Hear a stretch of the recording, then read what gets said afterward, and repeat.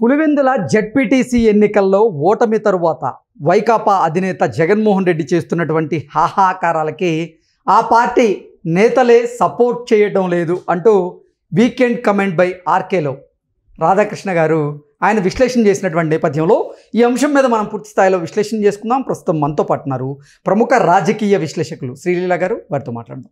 Madam నమస్తే. Madam నమస్తే అండి.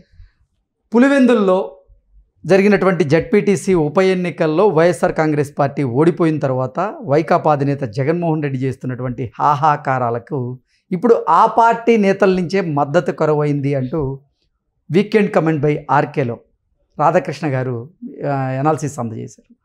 ఏంటి మేడం దీని మీద మీ విశ్లేషణ ఏంటి? మనం ఇక్కడ రామాయణం గురించి చెప్పుకుంటే మారీచుడు బంగారు లేడి వేషంలో వెళ్ళి ఆ గొంతు మార్చి ఈయన బాణం వేస్తాడు. ఆ బాణం తగలగానే అసలు రూపం వస్తుంది. అప్పుడు రాముడి గొంతుతోటి హా లక్ష్మణ హా సీత అని అరుస్తూ ఉంటాడు. హాహాకారాలంటే వాళ్ళు ఏదో బాధలో ఉన్నప్పుడు వేరే వాళ్ళని ట్రాప్ చేయడానికి ఇట్లాంటి ప్రదర్శిస్తూ ఉంటారు అనమాట.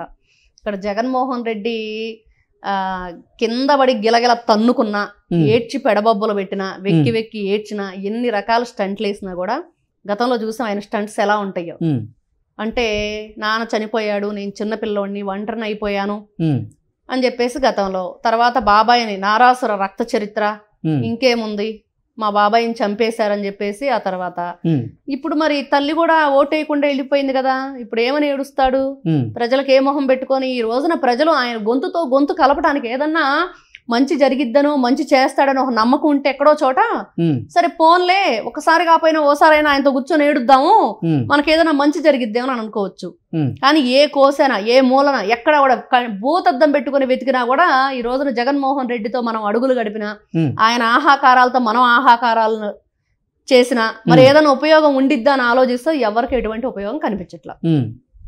కాబట్టి ఎవరు కూడా ఆయనతో అడుగులు వేయటానికి కానీ, ఆయనతో మాట్లాడటానికి కానీ, ఆయన మాటల్లో మాట లేకపోతే ఏడుపులో ఏడుపు కలపటానికి కూడా ఎవరు ఈ రోజున ముందుకు రావట్లేదు. అదైతే క్లియర్ గా అర్థమైపోతున్న విషయం. ఏంటి అతని బాధ? ప్రతిపక్ష హోదా లేదని మొన్నటి వరకు ఏడ్చారు కదా. అతను ముందేమన్నాడు, అసెంబ్లీ గేటు టచ్ చేసేది కూడా లేదు ఎవరికి హక్కు అని చెప్పేసి వహరు. అసలు 2024 నేను సింగిల్ గా వస్తాను, ఎవరైనా నాతో పోటీ చేసే వాళ్ళు ఉన్నారని ఇంకొకరు. అసెంబ్లీ సాక్షిగా వీళ్ళు పలికిన మాటలు, చేసిన ప్రగల్భాలు చాలా ఉన్నాయి. అవన్నీ విన్న తర్వాత ఈ రోజున ఏమనిపిస్తుంది? ఈ రోజున ఏంటి ఎప్పటికప్పుడే కొత్తగా వీళ్ళు చేసే డ్రామాలన్నీ చూస్తూ ఉంటే ఇప్పుడు ఏంటి అసలు? మొన్నేమో ఈవీఎంలు అబ్బే మొత్తం ట్రాప్ చేసేసారు, ఈవీఎంలు ఎలక్షనే కాదన్నారు. ఇప్పుడేంటి ఈ రోజు జరిగింది బ్యాలెట్ కదా, మరి దాంట్లో కూడా మోసమా? అంబటి రాంబాబు అయితే ఏకంగా ఎక్కడో వేరే స్టేట్ లో పెట్టి వీడియో, దానికి బ్యాక్గ్రౌండ్ మ్యూజిక్ పెట్టి ఆయన పెట్టారు. అంకితం కోయ ప్రవీణ్ గారికి అని చెప్పి మళ్ళా దాని మీద ఒక ఇది. ఇలాంటివన్నీ చూసిన తర్వాత ప్రజల్లో పూర్తిగా కూడా జగన్మోహన్ రెడ్డి గారు పదే పదే ఒక మాట చెప్తూ ఉంటారు. ఏంటి అంటే విశ్వసనీయత, విలువలు అని. ఆ విలువలు విశ్వసనీయత ఫస్ట్ ఆయన దగ్గర కరువైనయి. ఆయన ఏదైతే క్యాడర్ ఉందో వాళ్ళందరికి కూడా. కాబట్టి వాళ్ళు అతని వెంట నడవరు. ఇంకా జెండా పట్టేవాడు కట్టేవాడు ఉండడు. అదైతే క్లారిటీ, ఓకే, క్రిస్టల్ క్లియర్ గా మనం అయితే చెప్పుకోవచ్చు. ఓకే, ఏంటి అసలు జగన్మోహన్ రెడ్డి పరిస్థితి ఏంటి నెక్స్ట్? ఇప్పుడు పులివెందుల్లో నిజంగా జెడ్పీటీసీ ఉప ఎన్నికల్లో వైఎస్ఆర్సీపీ అసలు డిపాజిట్లు కూడా దక్కకుండా గల్లంతయ్యాయి. డిపాజిట్లు కూడా అసలు 2024 సార్వత్రిక ఎన్నికల్లో చూసుకున్నట్లయితే ఆ పార్టీ పరిస్థితి అగమ్యగోచరంగా ఉంది. ఏంటి అసలు వైఎస్ఆర్సీపీ ఉనికి ప్రశ్నార్థకంగా మారేటువంటి అవకాశం ఉందా? జగన్మోహన్ రెడ్డిలో ఆ భయం మొదలైందా? ఏం జరగబోతుంది వైకాపాలో అంటే ఏం చెప్తారు? మీరు ఇక మధ్యకాలంలో విన్నారో లేదో, ఈ పార్టీ వ్యవస్థాపకుడు ఒక అతను ఉన్నాడు, శివకుమార్ అని. వైఎస్ఆర్సీపీ పార్టీ వ్యవస్థాపకుడు రాజశేఖర రెడ్డి గారి మీద అభిమానంతో ఆయన పెట్టుకున్నాడు. ఆయన దగ్గర నుంచి లాక్కున్న గొప్ప గుణవంతుడు జగన్మోహన్ రెడ్డి. మరి వీళ్ళ పార్టీ గొడ్డలి గుర్తు పెట్టాలి. నేను పాపం ఆయన అది చెప్పముందే చాలా వీడియోలో చెప్పానండి నేను ఆ మాట. గొడ్డలు గుర్తు అయితే బాగుండిద్ది, ఫ్యాన్ గుర్తు అయితే బాగుండదని. పాపం శివకుమార్ గారు ఎప్పుడో నా వీడియో చూసినట్లున్నారు. నాకైతే అదే అనిపించింది. ఆయన ఎలక్షన్ కమిషనర్ గారికి ఒక లేఖ రాశారని, దాన్ని గొడ్డలి గుర్తుగా మార్చాలి అని. అది పెట్టుకుంటే అసలు అప్పుడు తెలుస్తుంది పార్టీ పుట్టుకుండిద్దా ఉండదా అనేది. అప్పుడు క్లియర్ గా అర్థమైద్ది అసలు ఈ పార్టీ జెండా కట్టేవాడు పట్టేవాడు ఎలా ఉంటాడు, వాళ్ళ ఆలోచన విధానం ఏంటి, ఈ గొడ్డల గుర్తు ఏంటి, దీని వెనకున్న కథ ఏంటి అంటే అప్పుడు చెప్తారు. ఇదిగో అనగనగా ఒక ఊరు, ఆ ఊరు పేరు పులివెందుల. ఆ పులివెందుల్లో వైఎస్ఆర్ ఫ్యామిలీ, ఎదుగూరి సందుంటి వారి కుటుంబం, ఆ కుటుంబంలో వైఎస్ వివేకానంద రెడ్డి. మరి ఆయన గొడ్డలతో రప నరికారు, అందుకని ఈ గొడ్డలి గుర్తింపుగా ఇచ్చారని చెప్పి అప్పుడు వేస్తారు ఓట్లు.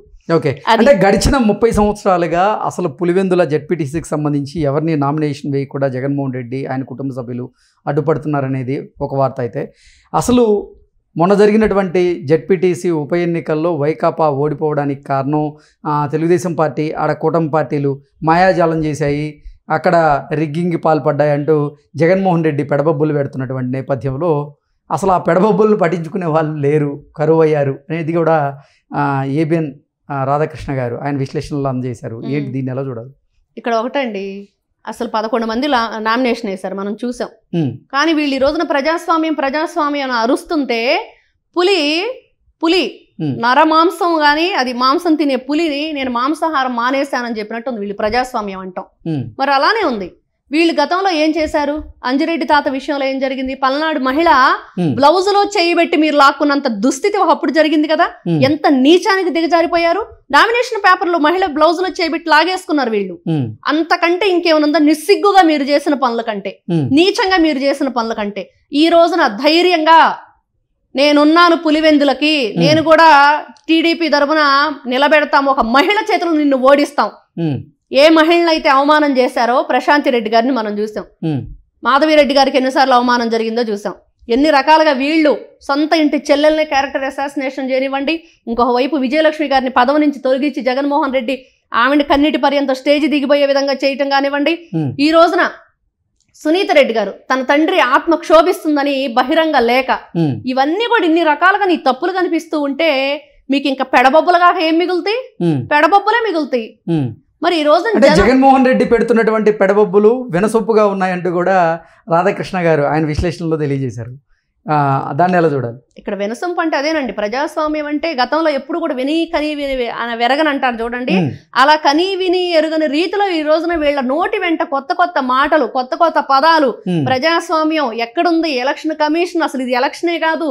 ఇవన్నీ కూడా గతంలో నేనొక్కడే పులివెందుల పులి జగన్మోహన్ రెడ్డి అని చెప్పిన మాటలు. మరి రెండింటిని చూస్తుంటే ఈ మాటలు హాయిగా ఉన్నాయి. అబ్బా, ఇన్ని రోజులకి మీరు కూడా ఏడుస్తున్నారా? ఇన్ని రోజులకి ఎలక్షన్ అంటే జరిగిందంటే మీరే చెప్తున్నారు ఇది ఎలక్షన్ కాదని, ఇది ప్రజాస్వామ్యం కాదని.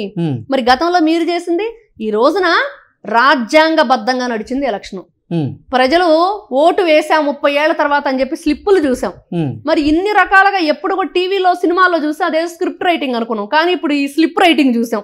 ఇదిగో ఇది నిజం, మేము 30 సంవత్సరాల తర్వాత ఓటు వేసామని.